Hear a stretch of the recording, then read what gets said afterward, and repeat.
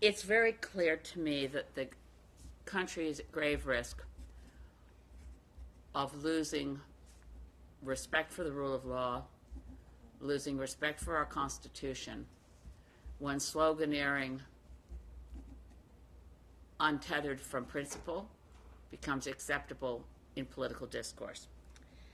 I've been thinking about it a lot, JP, because of the really remarkable near miscarriage of justice that occurred for Mr. Umar Zamir. I went to law school. Pierre Poilievre didn't.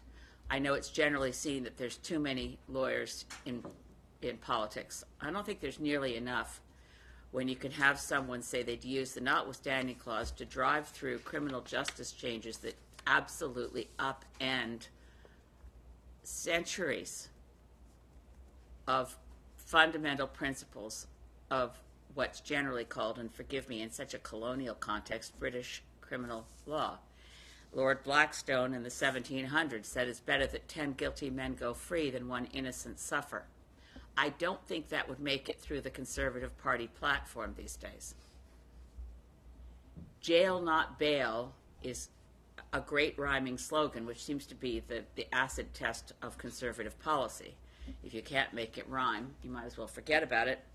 I'm deeply disturbed that Mr. Poilievre would think it's acceptable to suggest the federal government would use a notwithstanding clause to bulldoze through not just our Charter of Rights and Freedoms, but centuries of adherence to the principle that anyone in our criminal justice system is innocent until proven guilty.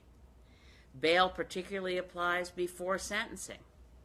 Mr. Poilievre's source of legal principle appears to come from Lewis Carroll, certainly not Judge Blackstone.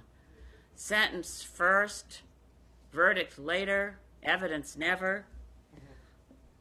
It's not, to me, about the politics of it nearly as much as it is about the foundational constitutional principles of what makes our criminal justice system legitimate and what makes our society have any pretense of being civilized.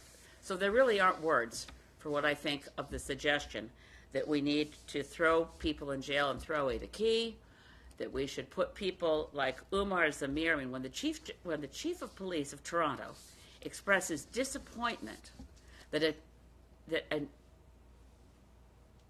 totally innocent person is found not guilty, when it's clear in that one instance that Toronto police officers colluded, cooked up a lie, practiced the lie together, and then committed perjury in hopes of sending an innocent man to jail on first-degree murder charges for what was a tragic accident.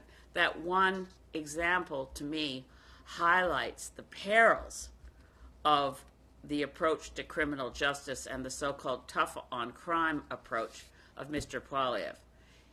He wants to take a wrecking ball to the foundational principles of our civilization. And there really just aren't words more than that to what I think of his proposal. Thank you for indulging that question. And